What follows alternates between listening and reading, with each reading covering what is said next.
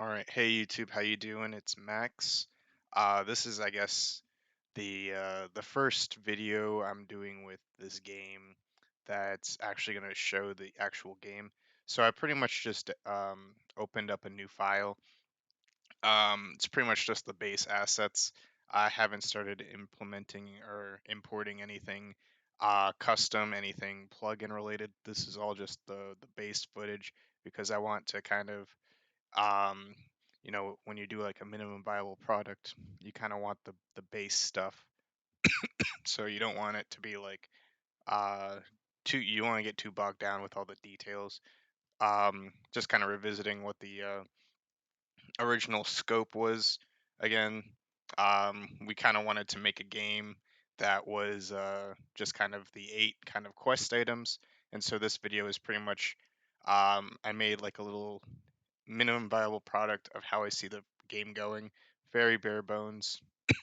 And I'm kind of working on doing some sort of devlog that kind of tracks what I do. Although this is very not pretty, so I don't know how if I'm going to continue doing this format or do something else. But I was just kind of trying to implement something that tracks what I do, and I took a little break. So I did this for the first half of the day when I was kind of doing it. Took a little break, made some notes to, tell myself to finish some stuff. Then I came back and finished some stuff. So I'll probably in this video do like I'll walk you through some of the stuff I worked on, and then I might play it through. So I have 5 maps. These 2 maps are just kind of playing with assets, seeing if I like any building combos, just to see what I can do. So I was trying to get the 8 different regions plus the starting area, just kind of playing with some stuff. This was an idea I had for, like a Pokemon Center where you go healing. So I was just kind of creating something like that. And then this is kind of like a Pokemart, but instead of it being a Pokemart, it's um, a mart for buying weapons and all that stuff. So today, like these, I don't really have any code in them yet. It's just kind of aesthetics. These are also just kind of aesthetics. Um, I'll go into the game and we can kind of look at this, and then I'll kind of explain the code a bit. So, so if I hit play here, it should open up a screen eventually. So this is the what it looks like right now. If I do a new game, it starts me off in this blank open space. This is where this testing room is. So it starts you off here, and you kind of move around. You can click on the screen. If you hold shift, you can run. If you don't hold shift, you can walk. And you go into this room. And this is the minimum viable product all in one room, really. So if I talk to these guys, they say I need to have at least 8 quest items to interact with them. So this treasure chest right here is the placeholder for whatever tutorial I'm going to do. So if I wanted to bypass the tutorial, it says I need to do the tutorial before I can interact with the first obstacle. So if I click on this, basically gives me an item that unlocks it. Behind the scenes, it will flip a switch that will then allow me to go to the next part of the checkpoint. And that's really all this is. It's just a bunch of switches. So in order to get to the next one, I need to do the action that will activate the switch. So I got the tutorial done. It opened up this gate. This would be like the first gym boss in Pokemon. And so it's like, are you ready to fight? And then there's like a little cutscene I kind of have. Not really cutscene, just some sound effects that mock battle. And we beat that. And then these, this Templar guy and this magician girl, pretty much they're just there to mark areas where I may want to have like a B-plot kind of activity going on. So if I click on this, pretty much throughout this side quest that's part of the B-plot, it will, like, you'll have to make a choice, and siding with the Templar will give you, it will increase the variable number behind the scenes. So if you reach a certain threshold, then you can unlock the end game kind of path where you side with them and go against the Anaheim Academy. Whereas this is all just kind of, you know, trial and error, but instead of doing it on a big scale, I can do it on this small scale. So if I don't like something, I'm not investing a lot of time into creating all the dialogue and all the, you know, the character art and all that stuff.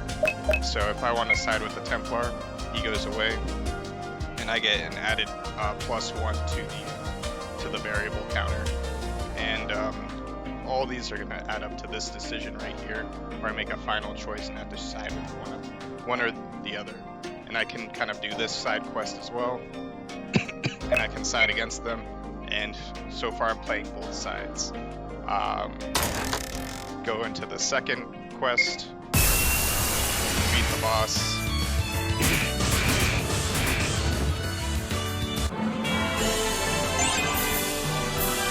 And you do the third quest. And so there's going to be a lot of other activities going on. I'll wait till this ends. So there's going to be a lot of other activities probably going on besides just these, but I don't really need to make all the side quests that I want to have eventually. You know, this might be like region dependent. So in this region, there might be a handful of other things you want to do. In this region, there might be another handful of things you want to do. But this is just the core stuff that you would need to ultimately beat the game. So do this one. Maybe this time I don't want to side with them. And then in my testing, I realized that it unlocks these back. So it's because the variable counter did something where it would decrease the total variables. So these people spawned again. So that's something to look into. How can I resolve that kind of conflict, having all these guys stay kind of disappeared, so you don't go back and you just like do the same thing again. See, you can go back and do his thing, and then you would get an extra point that would kind of mess up the system. So that's already an error that I've just found right now that I can go back and check, and I can put that in the devlogs for me to correct in the future. And I'll just kind of speed through these.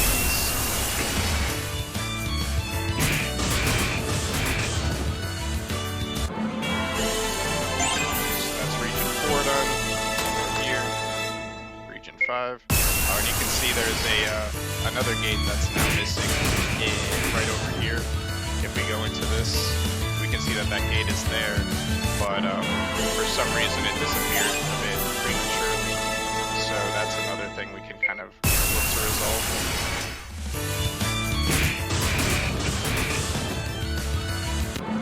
And ideally, probably for the testing, I didn't really need to make that sound effect that would take up time when testing right here, but I just thought it'd be kind of fun to kind of implement it into this little tutorial, but it's completely unnecessary and probably detrimental because it just takes up more time.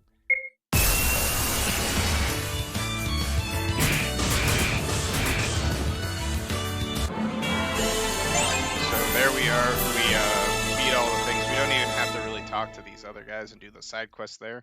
But in order to get to this ending point, you're going to need to accumulate a certain amount of points. And pretty much, I have not, after talking to these people, I did not help them out enough. So therefore, they are going to see that they declared me an enemy. And these guys are now my ally. So I can now go into this gate because I am part of the Templar and beat the final boss, whereas if I try and go to this one, I can't enter it because I am currently siding with them, so I can't actually beat the final boss. I am currently like tied down to being this team's ally instead. So this is the last boss, little mock battle.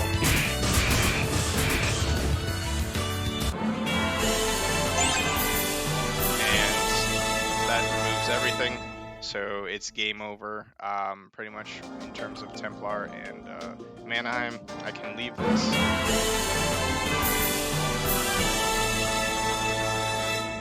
And I pretty much beat the game. Although it's not teleporting me out, so there's another error. Oh, nope, I think it just took some time. So pretty much it reset everything. If I go back in, I should be able to do everything again, except it looks like this gate's now not working, and this gate's still not working, so I'll have to go into that code. Also, that gate down there is not working. So go into the code and just kind of see what's going on. This thing didn't reset properly. So that's just some things that I can do now after kind of creating a rough draft of the rough draft, if that makes sense. So I can close that out and go into my little notes, and I can add a new date and say I play tested, noticed that some gates didn't act properly, should look into it. What else? Also, the tutorial chest didn't reset, and what was it? There was some issues with the Templar characters and the Mannheim characters.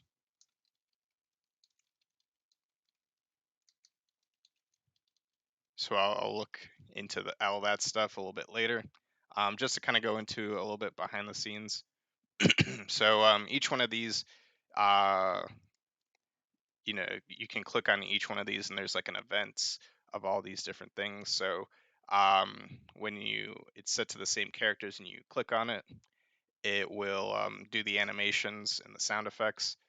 It will flip some of these switches, and you will receive the item, which, uh, because the switches is turned or were turned, it will affect another switch on a different area, and then it will kind of go to this self switch, which changes the animation or the image of the chest from closed to open. And the reason why it didn't reset was because I have it set to um, a self switch A, and the party. What should happen is that if I set this to parallel, then when it removes the tutorial item from my inventory, then it will automatically um, revert the self switch off, because it's set to parallel. I had it set to action, so in order to actually um, reset it, I would have had to go and manually clicked on it, just like how I manually clicked on this to get the item.